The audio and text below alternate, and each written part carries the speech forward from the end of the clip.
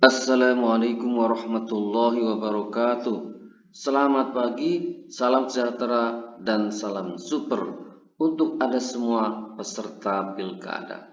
Jumpa lagi dengan saya Edi Purwanto. Kali ini saya akan menyampaikan tutorial persyaratan perpajakan bagi peserta pilkada. Sebelumnya, apa kabar Bapak Ibu sekalian, para calon pemimpin bangsa? Semoga kabar yang menyenangkan dan sukses selalu. Dan kali ini saya sangat bahagia bertemu dengan Anda karena di tangan Bapak Ibu lah insya Allah estafet kepemimpinan daerahnya akan diteruskan. Kemudian banyak anak bangsa berharap atas dedikasi dan kepemimpinan Bapak Ibu semua. Oleh karena itu, saatnya menjadi tauladan berdiri di garda terdepan dalam pemenuhan perpajakan.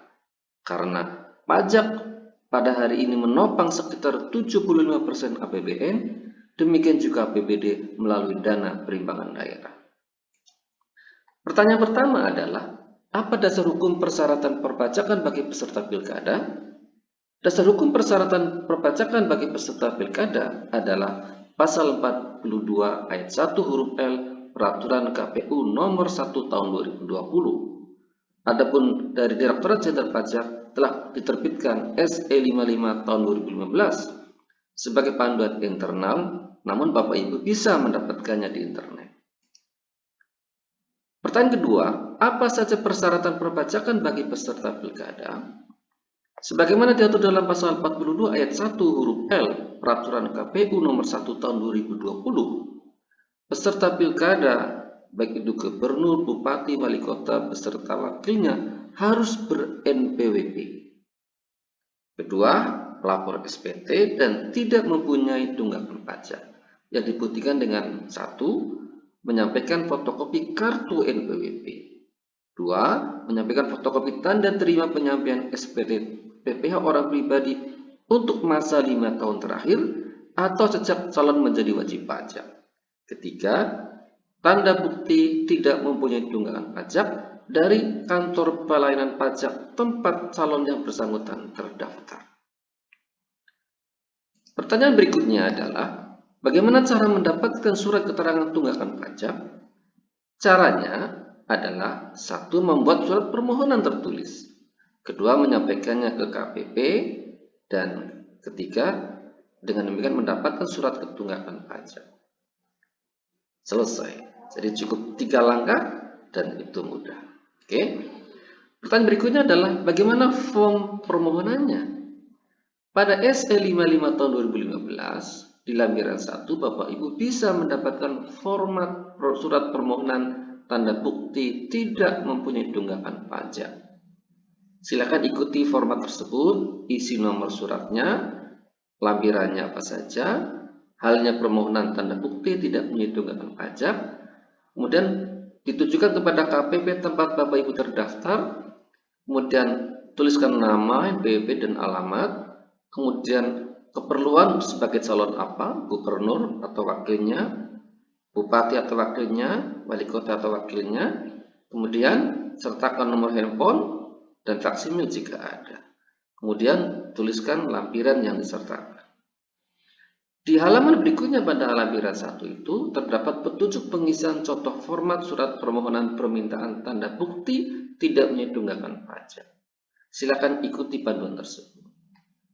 Pertanyaan berikutnya adalah, bagaimana cara menyampaikannya ke KPP? Surat permohonan disampaikan ke KPP mana? Jawabannya adalah, silakan sampaikan ke KPP tempat wajib pajak terdaftar. Kemudian, lampirannya apa saja? Lampirannya adalah fotokopi tanda terima laporan SPT, tapi tidak wajib. Kemudian, apakah pengurusannya harus wajib pajak sendiri? Pengurusannya dapat dikuasakan. Jadi tidak mengganggu aktivitas Bapak Ibu sebagai calon peserta pilkada. Berikutnya adalah, kapan dan bagaimana surat keterangan tunggakan pajak? Kapan SKTP terbit? SKPT terbit maksimal 1 hari kerja sejak permohonan diterima oleh KPP. Kemudian, apa saja isi SKTP, surat keterangan tunggakan pajak? Isinya ada 3 hal. Pertama adalah nama, NPWP, tanggal terdaftar, kedua data pelaporan SPT, dan ketiga data utang pajak sebagaimana dalam formatnya. Formatnya ada di lampiran 2 di SE55 tersebut. Ada nomor suratnya, ada halnya, dan ada yang terhormat peserta calonnya. Kemudian di situ diuraikan satu Romawi identitas wajib pajak, nama, NPWP, dan terdaftar kapan. Dan di Romawi kedua, data terkait dengan penyampaian SPT, tahun pajaknya, tanggal penyampaian SPT-nya, nomor bukti penyampaian SPT, dan keterangan. Kemudian Romawi 3 adalah data utang pajak. Ada nomor ketetapan, nilai utang pajak, dan jatuh tempo. Pertanyaan berikutnya adalah beberapa hal tanya jawab. Bagaimana kalau belum punya NPWP? Jawabannya adalah silakan daftarkan diri NPWP-nya di KPP tempat domisili atau secara online. Bagaimana kalau kartu NPWP rusak? Jawabannya silakan cetak ulang di KPP tempat wajib pajak terdaftar. Dan bagaimana jika arsip bukti laporan SPT hilang? Jawabannya silakan cetak ulang di KPP tempat wajib pajak terdaftar. Pertanyaan berikutnya adalah, apakah pengurusan SKTP dikenakan biaya? Pengurusan surat keterangan tunggakan pajak tidak ada biayanya, alias gratis.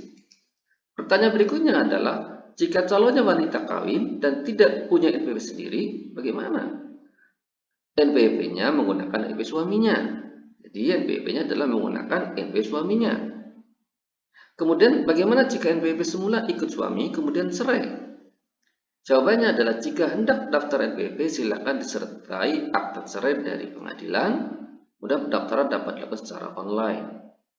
Pertanyaan berikutnya adalah apakah nama dan NPWP tersebut benar punya calon? Nah, jawabannya adalah perlu pembuktian. Untuk membuktikannya, pada saat validasi cocokkan NIK calon dan NIK yang menjadi basis NPWP. Jika NIK-nya berbeda, maka NPWP dan NPWP tersebut bukan milik calon yang bersangkutan. Nah, mudah-mudahan itu cukup sehingga bermanfaat bagi kita semua. Terima kasih. Assalamualaikum warahmatullahi wabarakatuh.